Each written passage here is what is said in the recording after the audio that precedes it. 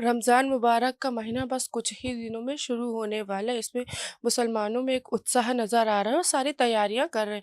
اس سمے ہمارے ساتھ موجود ہے لکھنؤ شہر کے قاضی ابوالعرفان میاں فرنگی محلی صاحب۔ ہم آپ سے پہلے تو یہ جانتے ہیں کس طریقے سے رمضان کو لے کر تیاریاں شہر میں چل رہی ہیں۔ جی، بسم اللہ الرحمن الرحیم۔ دیکھیے، ایک مسلمان کا عقیدہ یہ ہے کہ ہم کو پیدا کرنے والا اللہ تعالیٰ ہے، اور اس کا سب سے بڑا احسان ہے کہ اس نے ہم کو پیدا کیا اور ہمارے لیے ساری کائنات کی تمام ہم کو نعمتیں تھیں، تو ہم کو اس کا شکرانہ ادا کرنا چاہیے۔ تو اب شکرانے کے طور پہ سب سے بڑی بات یہ ہے کہ ہم 5 وقت نماز پڑھتے ہیں۔ تو 5 وقت نماز پڑھنے کے ساتھ ہمارے پورے بدن کا حصہ جو ہے وہ اپنے رب کی بارگاہ میں حاضر ہوتا ہے اور اللہ کا شکرانہ ادا کرتا ہے۔ اب اس کے بعد پھر ایک دوسری چیز ہے، وہ روح ہے، آتما ہے، اور جسم کا اندرونی حصہ ہے، اور اندرونی حصے کا پاک و صاف ہونا اور اس کے ذریعے سے روح کو اور آتما کو شانتی ملنا، یہ سب سے بڑی بات ہے۔ تو اس لیے رمضان کے 30 دن میں یا 29 دن میں روزہ رکھنے کا حکم دیا گیا ہے کہ سال بھر میں جو کچھ بھی ہم نے کھایا پیا ہے یا غلط چیزوں کا استعمال کیا ہے، وہ ہمارے پیٹ میں اکٹھا ہو کر کے جسمانی بیماریاں بھی پیدا کر رہی ہیں، اور اس کا اثر ہماری آتما کے اوپر، روح پر بھی پڑ رہا ہے۔ اور اگر روح جو ہے، آتما جو ہے، وہ شدھ نہیں ہوگی تو ظاہر ہے کہ اس سے عبادت بھی نہیں کی جا سکتی ہے۔ تو اس طرح سے رمضان کے 30 دن جو ہیں وہ دن میں روزہ رکھا جاتا ہے، اور روزے کا مطلب یہ ہے کہ صبح 4 بجے سے لے کر کے اور شام کے 7 بجے تک کے آپ کو نہ کھانا ہے، نہ پینا ہے، یا کسی قسم کی کوئی چیز استعمال کرنا ہے جو پیٹ کے اندر جا کر کے اس کو طاقت پہنچائے۔ اب اس سے کیا ہوگا کہ سال بھر کا جو کچھ کوڑا کچرا پیٹ میں اکٹھا ہے وہ سب نکل جائے گا، اور جب نکل جائے گا تو روح کے اندر ایک عجیب سی روشنی پیدا ہوگی، بالندگی پیدا ہوگی جو اللہ کو قبول ہے۔ تو سب سے بڑی بات تو یہ ہے کہ دن میں کچھ کھانا پینا نہیں ہے۔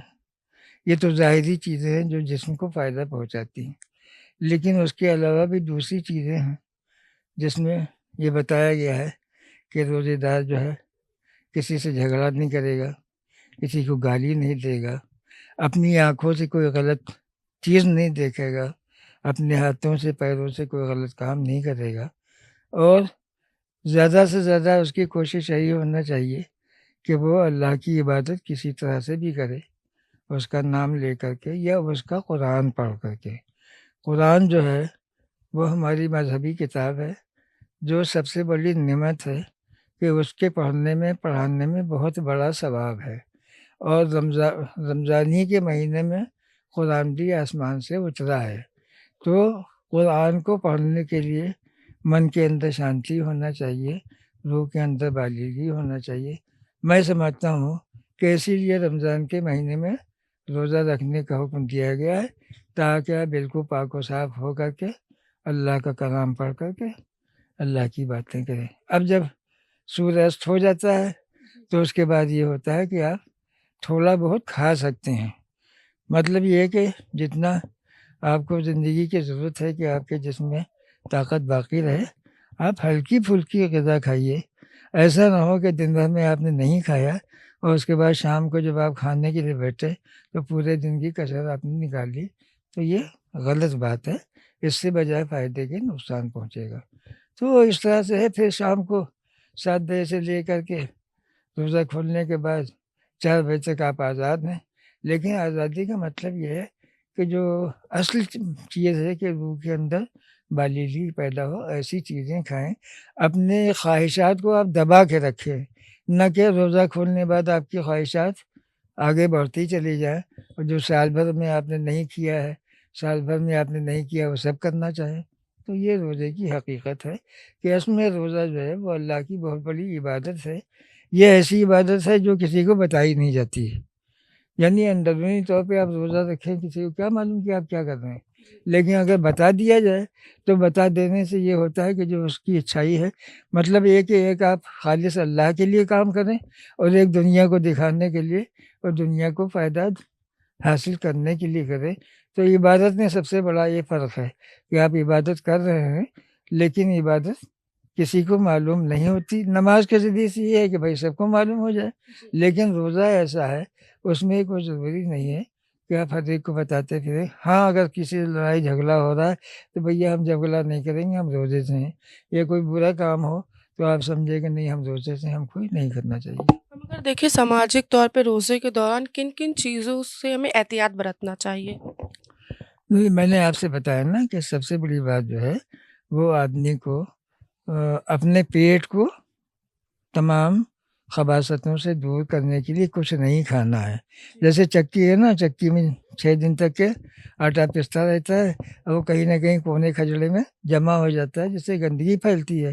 تو اسی طرح انسان کی پیٹ کی چکی ہے کہ جس میں آپ سال بھر تک جو پاتے ہیں الٹا سیدھا جس وقت چاہتے ہیں کھا لیتے ہیں، لیکن وہ پیٹ میں جمع ہو کر طرح طرح کی بیماریاں بھی پیدا کرتا ہے اور آپ کے آتما کو، آپ کی روح کو نقصان بھی پہنچاتا ہے۔ تو اسی طرح سے یہ ہے کہ آپ کچھ نہ کھائیے، اور اگر شام کو استعمال بھی کیجیے تو ہلکی پھلکی غذا کھائیے جس سے آپ کا کام چل سکے۔ تو اب جھگڑا نہیں کرنا ہے، گالی نہیں دینا ہے، کسی سے برا بھلا نہیں کرنا ہے، کسی کے ساتھ برا کام نہیں کرنا ہے۔ اگر آپ کچھ نہیں کر رہے ہیں تو سو جانا بھی عبادت ہے۔ کوئی آدمی اگر قرآن شریف نہیں پڑھ رہا ہے، عبادت نہیں کر رہا ہے، وہ تھوڑی دیر کے لیے سو جاتا ہے تو بتایا گیا کہ سو جانا بھی اس کا عبادت ہے۔ اس لیے جب تک سو رہا ہے تو تمام بری باتوں سے بچا ہوا ہے نا۔ سو رہا ہے مطلب کہ روزے میں دیکھا جاتا ہے کہ انسان جو ہے پورا پورا دن سوتا ہے، اس کو لے کر کیا نہیں پورا دن سونے کا کام نہیں، پورا دن کیسے سوئے گا؟ بیچ میں ظہر کا نماز پڑھنا پڑتی ہے، پھر اس کے بعد اور دوسرے کام ہے۔ ہر آدمی تھوڑی سوتا ہے، کتنے تو اپنی دکانوں پہ جا کے بیٹھتے ہیں، اپنا کاروبار کرتے ہیں۔ لیکن کہنے کی بات یہ ہے کہ اگر کوئی آپ کے پاس کام نہیں ہے، آپ سو بھی جاتے ہیں تو سو جانا بھی کوئی بری بات نہیں، بلکہ عبادت ہی میں شامل ہوگا کہ کم سے کم سونے کے ذریعے سے آپ تمام برائیوں سے بچے تھے۔ اگر جاگتے رہتے تو ہو سکتا ہے کوئی بری بات آپ سے ہو جاتی، کوئی برا آپ کام کر بیٹھے۔ تو اس طرح سے سونا کی عبادت ہی ہے۔ تراویح کے بعد اکثر دیکھا جاتا ہے نوجوان جو یووا ہیں وہ سڑکوں پر ہڑدنگ مچانے لگتے ہیں فجر کے وقت، اکثر جیسے تراویح ختم ہوتی ہے اس دوران، اس کو روکنے کے لیے کیا کچھ نصیحت دیں گے آپ؟ دیکھیے سوال یہ ہے نا، ہڑدنگ تو اسلام میں ہے ہی نہیں۔ سب سے بڑی بات یہ ہے اسلام میں ادب و احترام سکھایا گیا ہے کہ اگر تم راستہ چل رہے ہو تو ادب و احترام سے چلو، گردن جھکا کر ہی چلو، کسی کو تم سے کوئی تکلیف نہ پہنچے۔ تو جب عام دنوں میں یہ ہڑدنگ منع ہے، عام دنوں میں سب برائیاں منع ہے، تو رمضان جیسا جو پورا مہینہ ہے ایک ایک کام کے اوپر آپ کو ثواب ملے گا، لیکن اگر آپ کوئی برائی کر رہے ہیں تو اس کے بدلے میں آپ کو عذاب بھی تو ملے گا نا۔ تو ایک طرف تو آپ تراویح پڑھ کے آ رہے ہیں، آپ ایک نیک کام کر رہے ہیں، ایک عبادت کا کام کر رہے ہیں، سب آپ کا کام کر رہے ہیں، اور اس کے بعد جس کو ہڑدنگ کہتے ہیں، اگر کوئی ایسا کام کر رہے ہیں جس سے ہڑدنگ ثابت ہوتا ہے تو یہ جو آپ نے ثواب کمایا تھا سب عذاب ہو گیا۔ تو اسلام میں اس کی اجازت نہیں ہے۔ اب یہ دوسری بات ہے کہ آج کل ہر آدمی جو ہے اپنے دین کو بھول چکا ہے، چاہے کسی بھی مذہب کا آدمی ہو۔ عام طور سے لوگوں کو اپنے دین کا علم نہیں ہے کہ ہاں ان کو کیا کرنا چاہیے، ان کو کیا نہیں کرنا چاہیے۔ تو اب میں تو نہیں سمجھتا ہوں کہ ایسا ہوگا، اس وجہ کہ عام طور سے بڑے بھی ہوتے ہیں ساتھ میں، بچے بھی ساتھ ہوتے ہیں۔ اب ایسے لوگ بدتمیزی کر سکتے ہیں یا راستے میں کوئی ہڑدنگ مچا سکتے ہیں جن کے سر پر نیچے کوئی نہیں ہے، روکنے ٹوکنے والا نہیں، لیکن یہ کوئی اچھی بات نہیں ہے۔ میرا تو یہ کہنا ہے کہ دن بھر آپ نے روزہ رکھا، آپ نے تراویح پڑھی، یہ ایک نیک کام کیا، اس میں آپ کو ثواب ملے گا۔ اب اگر آپ باہر نکل کر کے ایسی بات کر رہے ہیں جو اخلاقاً سماجی طور پر یا کسی انسانیت کے طور پر برائی میں شامل ہے تو وہ کریں گے، تو ظاہر ہے کہ وہ بھی اللہ تعالیٰ دیکھ رہا ہے، اس میں آپ کو عذاب بھی ملے گا۔ تو ہر ایک کو بچنا چاہیے، اور بڑوں کو چاہیے کہ وہ اپنے بچوں کو سمجھائیں کہ بیٹا یہ رمضان کا مہینہ ویسے بھی تم کو نہیں کرنا ہے۔ اسلامی تعلیم کے اعتبار سے اب آپ دیکھیے نماز پڑھنے کے لیے لوگ جاتے ہیں کیسے ادب و احترام سے جاتے ہیں، کیا ہڑدنگ مچاتے ہیں؟ یا نماز پڑھ کر کے وہاں سے نکلتے ہیں تو کیا ہڑدنگ مچاتے ہیں؟ لیکن اب یہ تعلیم کی کمی ہے، لوگ سمجھتے ہیں جو دنیا کر رہی ہے ہم بھی کریں گے، تو دنیا کے کرنے میں اور مسلمان کے کرنے میں تھوڑا بہت انتر ہے، ہر چیز کا لحاظ رکھا گیا ہے۔ اگر ایسا کوئی کر رہا ہے تو انتہائی خراب ہے، اور جو کچھ اس نے روزہ رکھ کے کمایا تھا وہ سب برباد ہو گیا۔ برباد ہو گیا۔ عورتوں کے لیے اور آدمیوں کے لیے روزہ کے وقت کن چیزوں سے بچنا چاہیے اور کیا چیزیں ممانعت ہے؟ نہیں دیکھیے، عورت اور مرد میں کوئی فرق نہیں ہے، عورت کے روزے میں مرد کے روزے میں کوئی فرق نہیں ہے، بس یہی کہ جو احتیاط آدمی کر رہا ہے وہی احتیاط عورتوں بھی کرنا پڑے گی، اور اس کے علاوہ کچھ خصوصی حالات ہیں ان کے، تو جس میں منع بھی کیا گیا ہے کہ بھئی اگر ایسے حالات ہیں تمہارے پر روزہ فرض نہیں ہے، تم بعد میں روزہ کر لو۔ اب دیکھیے اس میں ایسا ہے نا، جو گھر پہ آدمی موجود ہے اس کے لیے روزہ فرض ہے، لیکن جو آدمی سفر میں ہے تو اس کے لیے ہے کہ سفر میں تم روزہ ٹھیک سے نہیں رکھ پاؤ گے، پریشان ہو جاؤ گے، لہٰذا سفر میں روزہ نہ رکھو، اور جتنے دن میں سفر میں ہو تو جب گھر واپس آ جاؤ تو اس کو قضا کر سکتے ہو۔ اسی طرح سے بیمار کے لیے ہے کہ اگر کوئی بہت بیمار ہے، کوئی بہت بوڑھا آدمی ہے اور وہ روزہ نہیں رکھ سکتا ہے، تو اب اس کے لیے ضروری نہیں کہ تم روزہ رکھ کر اپنی جان دے دو، بلکہ اس کے لیے بھی منع کیا گیا ہے کہ نہیں، اگر آپ روزے کے رکھنے کی طاقت نہیں رکھتے ہیں بیماری کی وجہ سے، بڑھاپے کی وجہ سے، تو آپ کے اوپر روزہ فرض نہیں ہے۔ اس کے بجائے آپ یہ کیجیے کہ روزہ نہ رکھ کر کے کسی غریب آدمی کو صبح شام کھانا کھلا دیجیے، سحری کھلا دیجیے، افطار کھلا دیجیے، وہی آپ کا روزہ ہو گیا۔ تو اس طرح سے قدم قدم پر اسلام نے سہولتیں دی ہیں، کسی بھی کام کو ایسا نہیں بنایا، لا یکلف اللہ نفسا الا وسعہا۔ قرآن میں اللہ تعالیٰ کہتا ہے کہ ہم نے اپنے بندوں پر کوئی ایسی تکلیف نہیں جاری کی ہے جس کو برداشت نہ کر پائے، تو جتنے بھی کام ہیں وہ برداشت کے قابل ہیں، اور ان کی ہمت و طاقت کے لہٰذا ہم کو رمضان میں بھی بہت سی سہولتیں ہیں اور ویسے بھی ہیں۔ یہ غنڈہ گردی اور یہ بدمعاشی اگر لوگ لڑکے کر رہے ہیں تو ان کے گھر والوں کے لیے بھی بری بات ہے اور سماج کے لیے بھی بری بات ہے، اور ان کے لیے بجائے ثواب کے عذاب کا باعث ہے۔ اس سے بچنا چاہیے اور بچانا چاہیے۔ بچنا چاہیے اور بچانا چاہیے۔ ایک آخری سوال ہے ہمارا قاضی صاحب، کہ اکثر روزے کے وقت جیسے گھر میں عورتیں چیزیں افطار بناتی تو تھوڑا بہت غلطی سے چکھ لیتی ہیں، تو اس کے لیے، اور بچے اگر ضد کرتے ہیں، جیسے بڑے بچے ہیں تھوڑا سا ضد کرتے روزہ رکھنا اور ان کے گھر والے منع کرتے، تو اس میں کیا احتیاط برتنا چاہیے اور کس طریقے سے اس کا ثواب مل سکتا ہے؟ نہیں دیکھیے، اگر عورتوں کا معاملہ ہے کہ وہ افطاری بنانے میں، کھانا بنانے میں نمک کیسا ہے، مرچا زیادہ ہے کہ نہیں ہے، تو وہ اگر زبان پر رکھ کے چکھ کے اس کو تھوک دیں گی تو اس سے کوئی فرق نہیں ہے، لیکن بس یہ ہے کہ وہ چیز جو ہے وہ حلق کے نیچے نہیں اترنا چاہیے۔ ایک تو کرنا نہیں چاہیے، لیکن پھر بھی اگر آدمی سمجھتا ہے کہ نہیں یہ کھانا شوہر کے پاس جائے گا نہیں اچھا ہوگا، یا بھائی کے پاس جائے گا، ابا کے پاس جائے گا، وہ کھانے میں نمک تیز ہوگا، مرچا تیز ہوگا، تو وہ خفا ہوں گے، نقصان ہوگا، تو ایسے میں یہ حکم ہے۔ عورتوں کے لیے بھی قدم قدم پر بہت سی چھوٹ دی گئی ہے، ایسا نہیں ہے کہ مردوں کے برابر ان کو کام کرنے کے لیے کہا گیا، بلکہ یہ ہے کہ بھئی اگر تم کھانا پکا رہی تو تم ذرا سا اس کو لے کر انگلی سے اور زبان سے چاٹ لو، تم کو معلوم ہو جائے کہ نمک تیز ہے کہ نہیں، اس کے بعد فوراً تھوک دو، لیکن حلق سے نیچے جان بوجھ کر کے اتارنا جو ہے وہ منع ہے۔ مطلب کہ اس طریقے سے روزہ مکروہ یا ٹوٹے گا نہیں؟ اس وقت ہوگا جب جان بوجھ کر آدمی کھا لے گا اور حلق سے نیچے اتر جائے گا۔ حلق سے نیچے اتارنا جو ہے کوئی چیز، وہ روزے کو مکروہ کرتی ہے۔